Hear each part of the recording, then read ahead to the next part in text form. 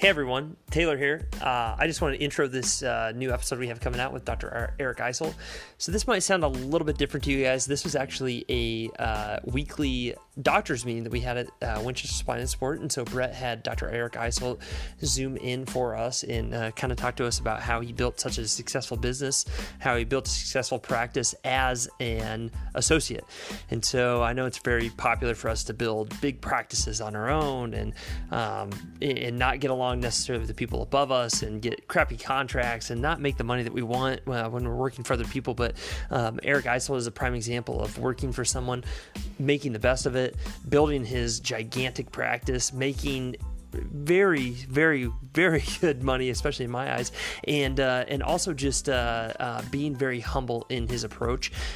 He gives some really good insight as far as to how he's built his practice up to the way it is, and some really good tips as far as to how to build that even further. We talk about kind of goal setting and all those kinds of things, but I just want to warn you that if it sounds a little bit weird that and you hear some other voices, it's because it was in our weekly doctor's meeting at Winchester Spine and Sport. And anyway, I hope you guys enjoy this. And we're going to start doing some more of these contemporary practice management ways to build your practice, ways to continue going, because you can be the best clinician in the world, but if you don't have any patients and if you're not making good money, it's not worth it. We need to continue to push the limits of what's possible for a chiropractor, and we're here for you. All right, guys, enjoy the show.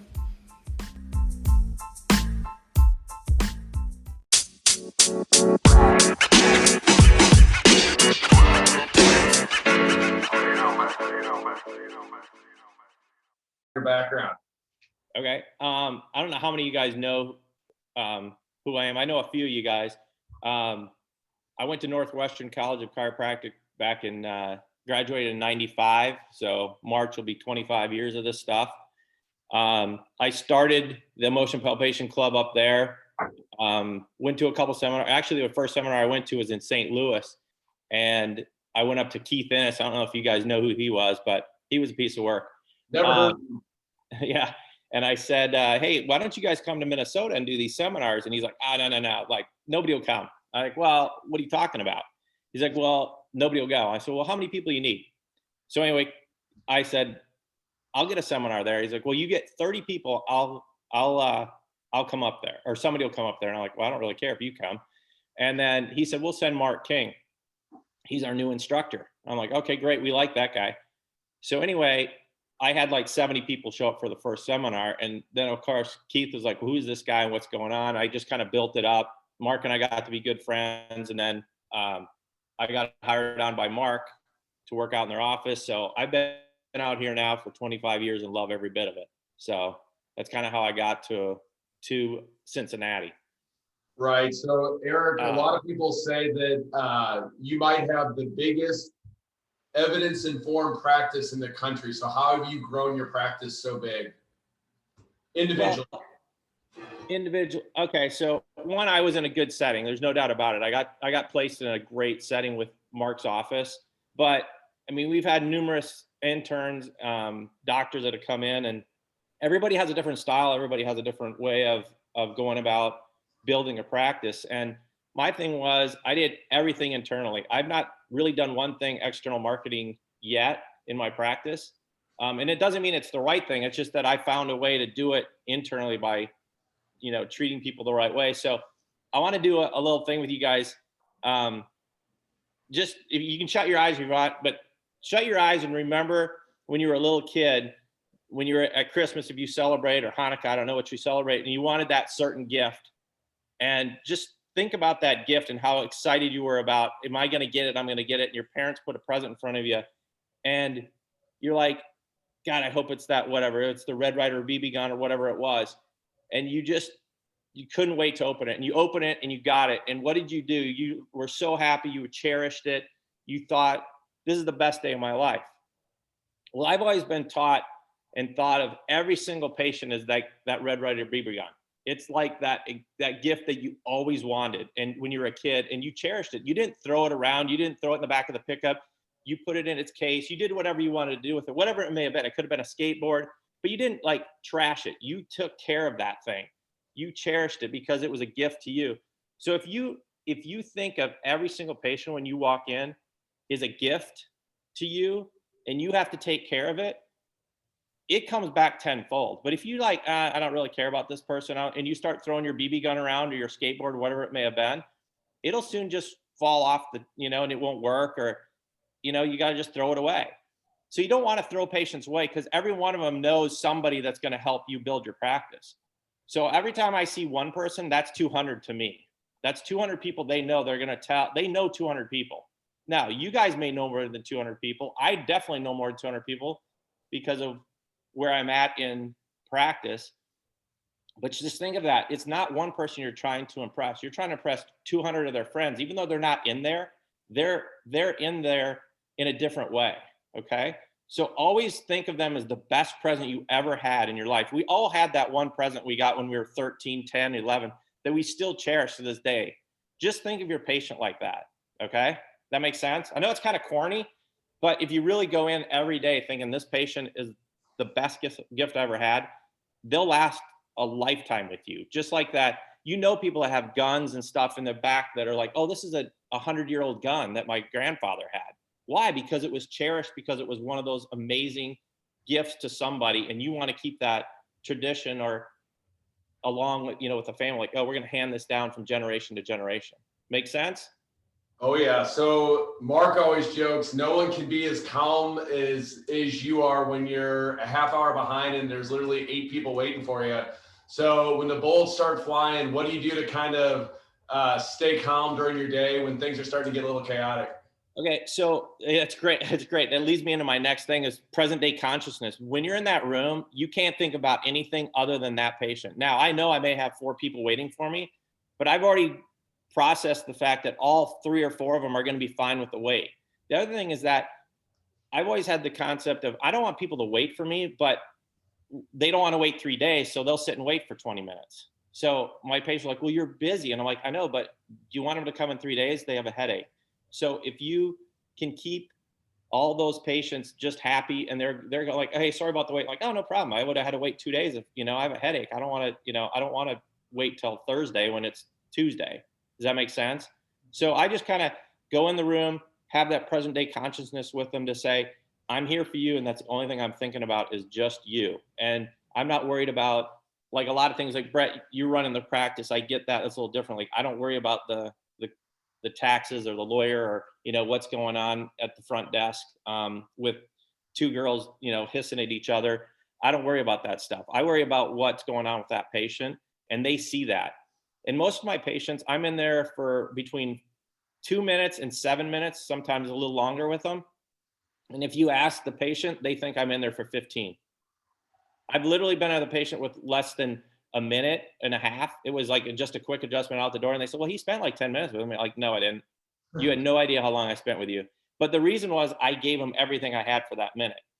So, and another thing is, Mark just said it last night. We were at a chiropractic meeting, and he said, one thing with E is that I know I wear a clinic jacket, keep my clothes clean.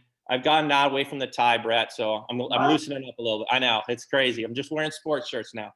Anyway, COVID, you can't have that stuff. I bet so anyway, I told Mark a long time ago, I said, you know what? When Michael Jordan put his uniform on, he was ready to go. When I put my clinic jacket on, I'm ready to go. I'm not worried about what my dog is doing, what my kids are doing. I'm all about it. Now, when I take that jacket off, I'm done, right? Michael Jordan doesn't wear his jersey, and LeBron James, they don't wear their jersey to the bar.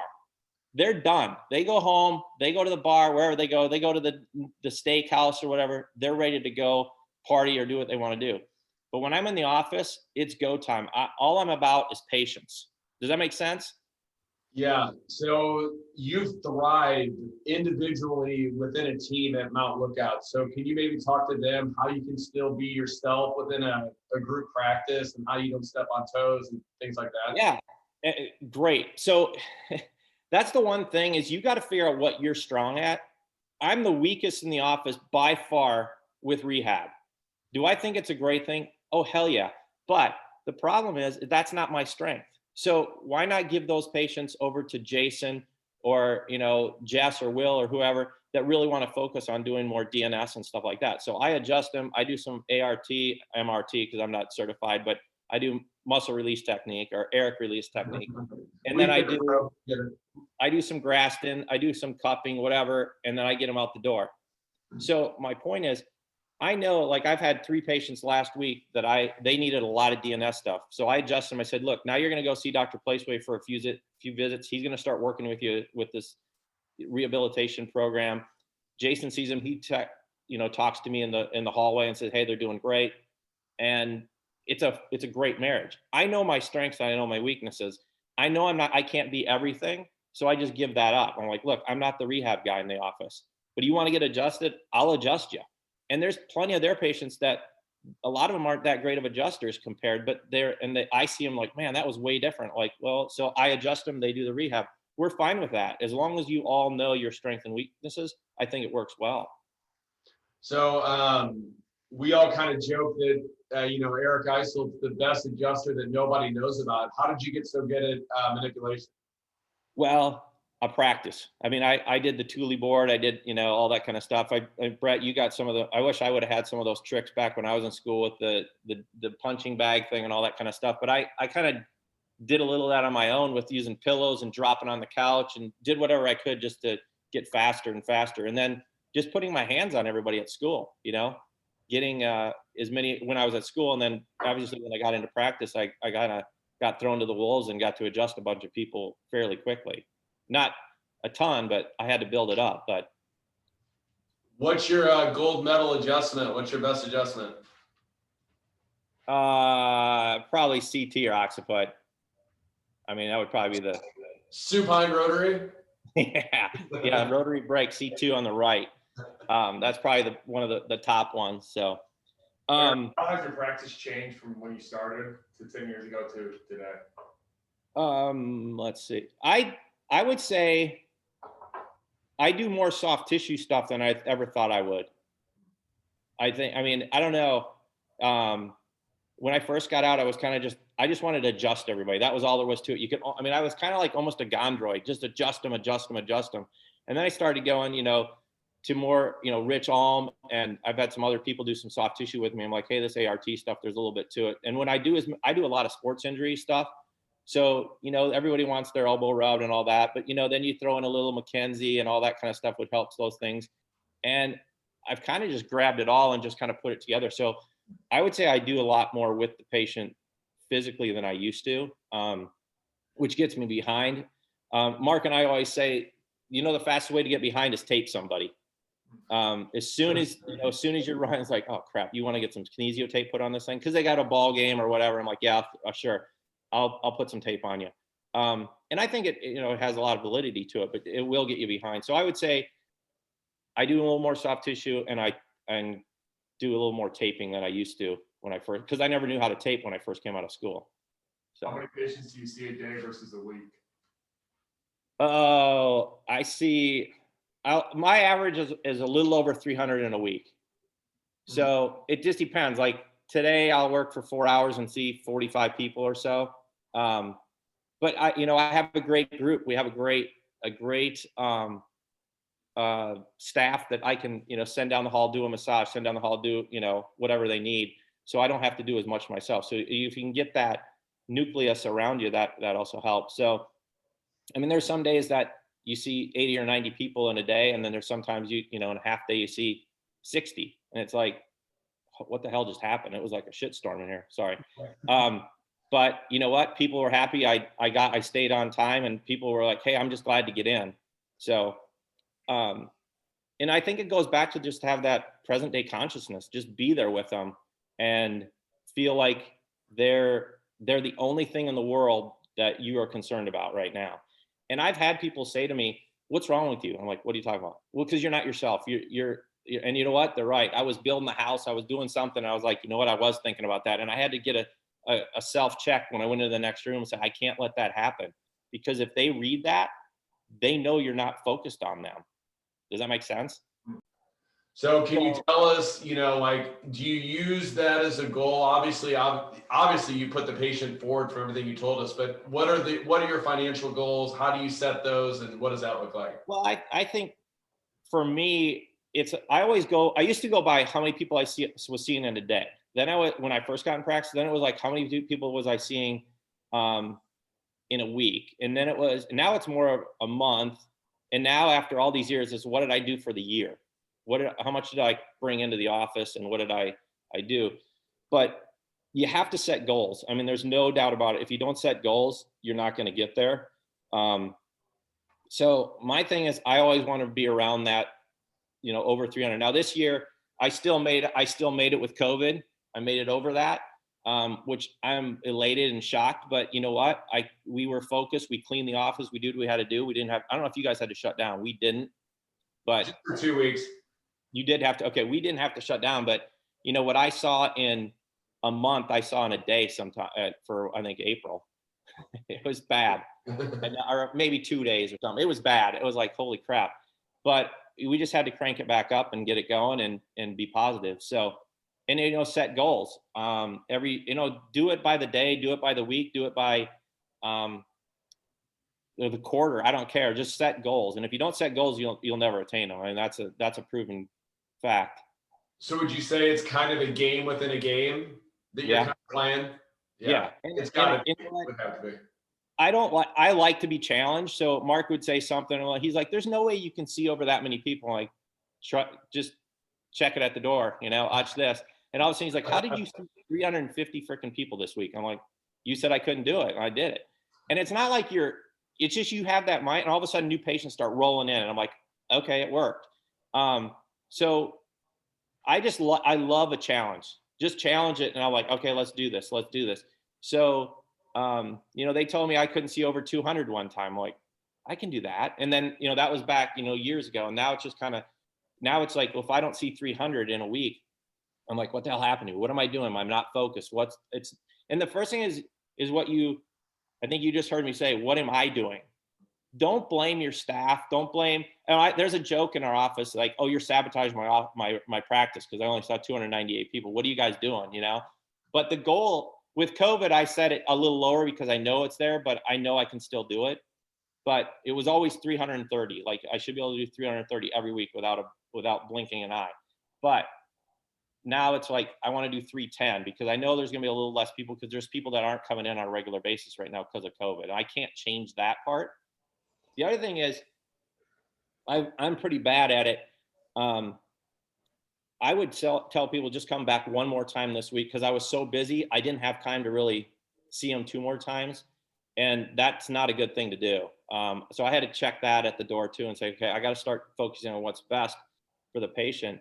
And that goes back into the fact that, Mark and I he uses this word, a care plan. And I said, Mark, I don't like that word. I think that associates people with those prepaid plans, where you're getting people 48 times in and all that kind of stuff.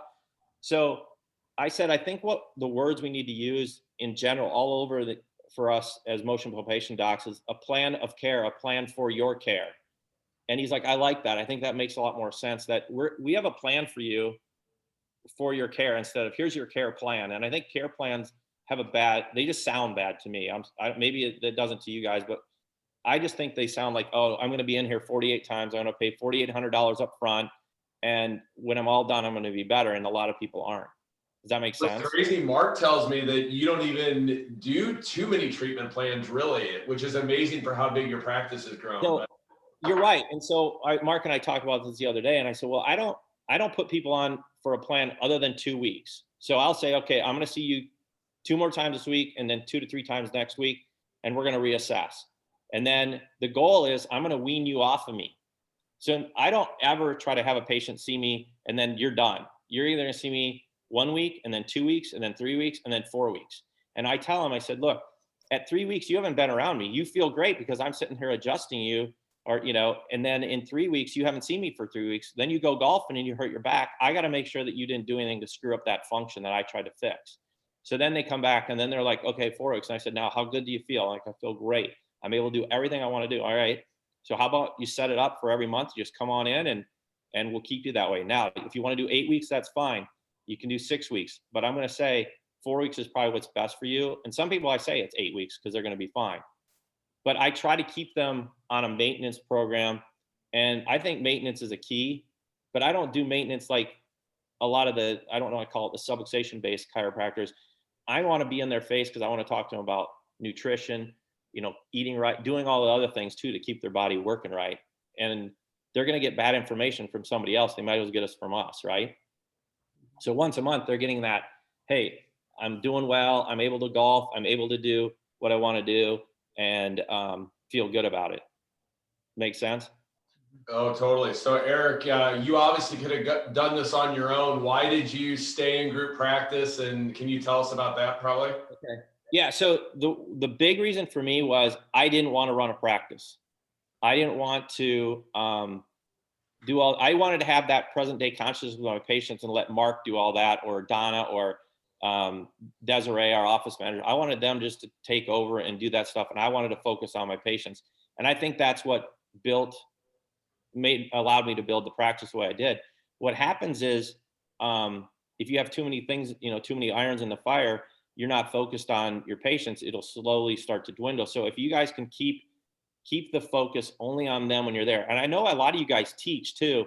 And that to me is so hard. And I applaud you guys for what you guys do to go in and see a patient and then, hey, I'm not going to be here for a couple of days, or I'm going to Prague. I'm like, how the hell do they do that? I mean, you talk about people that you guys are the rock stars in my eyes, because if I left for a week, they would kill me because, they want their adjustment. But to have you guys be able to focus on patients and then focus again back into that teaching and just switch hats like that, that's an amazing feat to me. So I think you guys should applaud yourselves for all the teaching you guys do also. But I just didn't want to have any other things to bother me when I was trying to build a practice. I wanted to focus only on my patients. And it's funny, Eric, we have like all the top people like around our area in St. Louis come talk to us about different things. And It's funny how all the best ones live relatively simple lives, kind of what you're talking about right now. Yeah. They don't have 20 hobbies. They don't, you know what I'm saying? They're really good at focusing on what they do. Right. And if you were selling widgets, the thing you would do is just, I'm focused on selling widgets because that's all I have. Well, we're selling healthcare. We're selling functional medicine and functional rehabilitation. And that's what we do. So we're teaching everybody everything about function, whether it be, vitamins and minerals to, just biomechanics. And it's not that hard to sell when you own it. And we all own it. You guys are studs. I mean, you guys all are the best of the best. You just have to put it out there. And, you do your little things, like MD letters. Mark always talks about that in his seminars. I'm sure you guys do those where you send out the MD letters, make sure that you're getting those referrals. But it doesn't take much to build a practice. I mean, how big is the town you guys are in? 15, 20,000? 10,000. Yeah. So your town I have more patients than you guys have in your whole town. It's kind of crazy. I mean, it's crazy to think about, but then I see these guys that are in South Dakota. Nice life, bro. What? Nice life. No, what I'm saying is it's amazing. Like, so I think, how the hell do these guys do this? And there's guys seeing a couple hundred people a week, and there's in a town of 2,000 people in South Dakota, And so people come from all over, and that's what you guys have done is you got this small town, but people are coming from all over to see you guys because you're the best of the best. So it's nice to have new patients, and it makes you think, but it's keeping the ones you have to keep those numbers going. Does that make sense? Yep. Like, I mean, do you guys get call-ins? Yeah. Oh yeah. Okay. So there's a joke in the office of what's Eric's favorite word? The answer is yes. And so, Mark always says, what Eric's going to say, so why even ask him? But they still come back. They'll ask, hey, can Sally Smith come in? I'm like, the answer. Yes. Well, what time? Just put her where you can put her. So the bottom line is never say no to a patient. And the other thing is I always treat my patients as VIP. They always think they're a VIP. And the patients or the staff always says to me, why does John think that he's such a VIP? And I say, because I made him that way. And they're like, what do you mean? I said, I made him think that he is my favorite patient because he's that BB gun to me, every one of them, but they don't know that.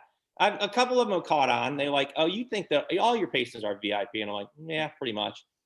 So a couple of people have thought that, have heard me say stuff like that, but every one of my patients is a VIP. That's what you got to think about also. So when they come in, they think that they're the only, they're getting a special treatment by getting to come in at that time. So, which helps. Obviously it runs up your numbers. And I would say that I probably, which I think is worse than anything, I probably undertreat more than I overtreat and still can see that many people. Does that make sense? Mm-hmm. So treatment plans, like Mark and I were saying, I said, well, you put a patient on a treatment plan, or a plan of care, as he says, treatment plan, a plan of care. And let's say he'll say, all right, I want to see you 3 times a week for 4 weeks. I said, well, you got 12 visits, right? Well, they didn't probably do 12 visits. But if I look at that same, let's say low back pain, I saw that patient 15 or 16 times over 3 months, and you saw him 8 times over a month, I win. Because I had income coming in every month for that person. He only got it for 3 weeks, and then they just quit care, or they just fell off the, I'm not saying about anybody, Mark, anybody, I've done it myself many a times. But if I can continue to just kind of wean them off of me, all of a sudden they've been in there 16 times or whatever, getting adjustments, doing rehab. I'll send them upstairs for physical therapy, whatever it may be. So if you can kind of keep them going and wean them slowly off of you, all of a sudden they're in there more than you ever thought they would be. You and Mark are on a 25-year run. What's been the secret between your relationship with Mark? I think it goes back to, we know our strengths and our weaknesses, and you're never going to get along on 100% of everything you think of. Hey, I think we should do this. I don't think so. I think you just have to know that we're all in the same boat, and we're all trying to do what's best for the clinic and the office. And you're going to butt heads once in a while, but then you kiss and make up, and it all goes away. But we all know Mark. He's easy to deal with. He stays out of our hair. And I know, Brett, you probably aren't micromanaging these guys and gals every second. Mark doesn't do that with us. He lets us do our thing. Perfect. Any other questions for Eric? How do you navigate the note-taking situation when you got a 90-patient day? Well, we have ChiroTouch. Is that what you guys have? Mm-hmm. Yeah. So the objective, everything is soaped over except for the subjective. And the objective, I add different things while they're talking to me. And then I type in their subjective, and then my plan. I mean, really, you shouldn't be changing that. I mean, that's just a personal thing. If you're going to set a plan with the patient, we're going to adjust this. I don't jump around. I shouldn't be changing what I'm adjusting. If I'm going to say, hey, I'm going to adjust your occiput, unless I find something different.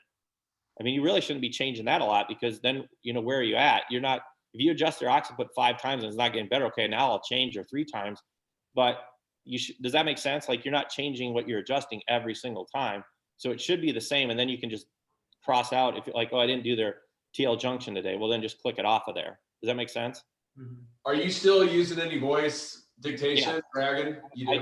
I dictate my first day office dictated notes are all with Dragon. Is that pretty seamless now? I mean, when I looked into it originally, there was a lot of bugs. Is it? No, it's easy. Click on the button, I just start talking.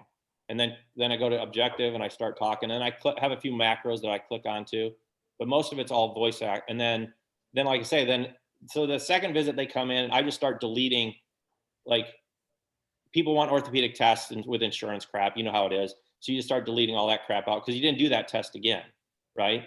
And all your shoulder tests, you just delete them all out while they're talking. Like, I clean up their note.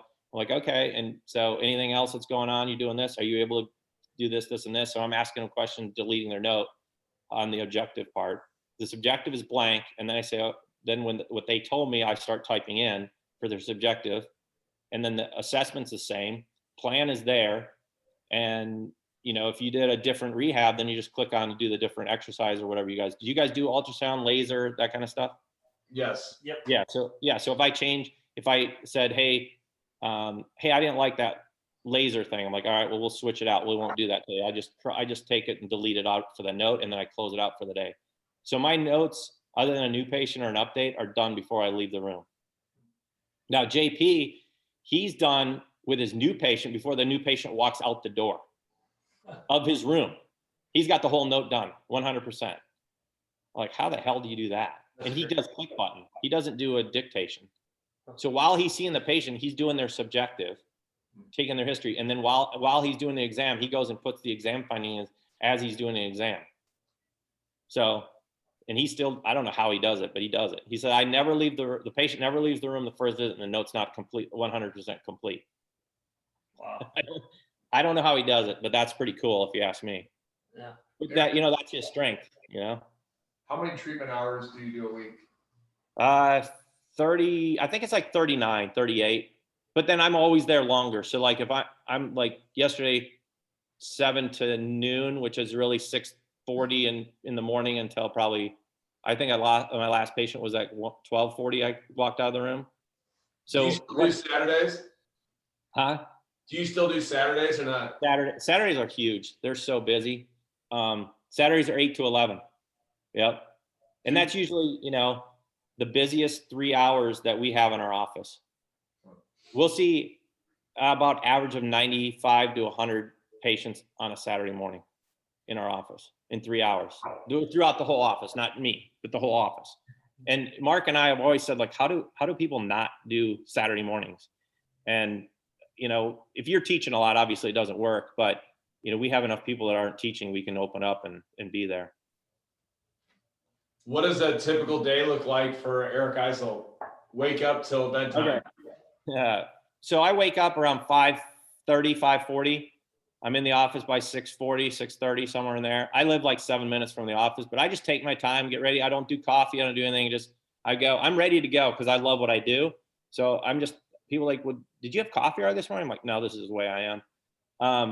So I've always done another thing too. It's sometimes kind of cool, but so I see my patients till, let's say it's a Monday, till 11:40, get done around 12:10, go home, take off my dress clothes, throw on a pair of shorts and a t-shirt, heat up some food, make something, eat, lay on the couch, watch some stupid show for 30 minutes, take a 10-minute power nap, get back, throw on the dress clothes again, head back to the office, start seeing patients at 1:45 or 2. So I have my goal. That's another thing. I'm glad you brought that up. I always have 1 hour a day where I'm not seeing anybody and I'm just chilling at home that on a full day. So on Monday or Friday, it's 1 hour, no patients. Just, I know I have exactly 1 hour.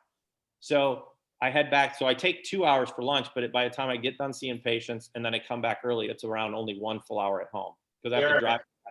Now that you're not wearing a tie, because you used to strip down at lunch to take your nap. So are you napping in your clinic attire, or No, I put on a pair of shorts and a t-shirt and I just chill on the couch.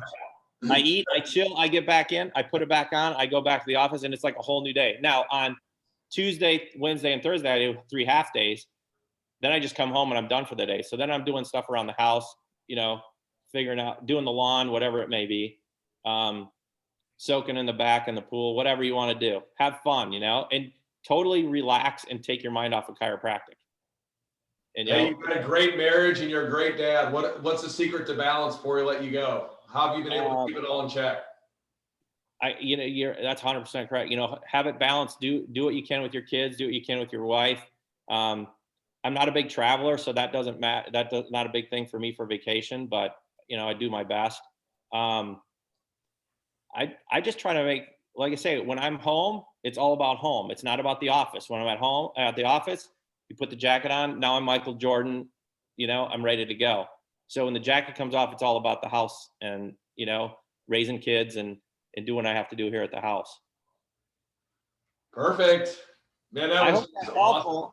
But, you know, just remember that. So the last thing I can leave you with, just remember that everybody has that Red Ryder BB gun or whatever it was, skateboard, you name it, and you took care of it. And if you take care of your patients like that, I'm telling you, go in focused today, just in a different way, and I think it'll come. It'll build quickly, and then put them on a maintenance plan too, and you'll see those residual, and you can keep in touch with them. And also thank them for what they've done for you. Thanks for referring. Thanks. You know, is always a big thing, and they love that. And always remember something about. One more thing, always remember something about them that will blow their mind. Like, how do you remember that I went there on vacation? How do I remember? I don't care, write it down. I've never had to write it down. I'm just a weirdo and I remember stuff.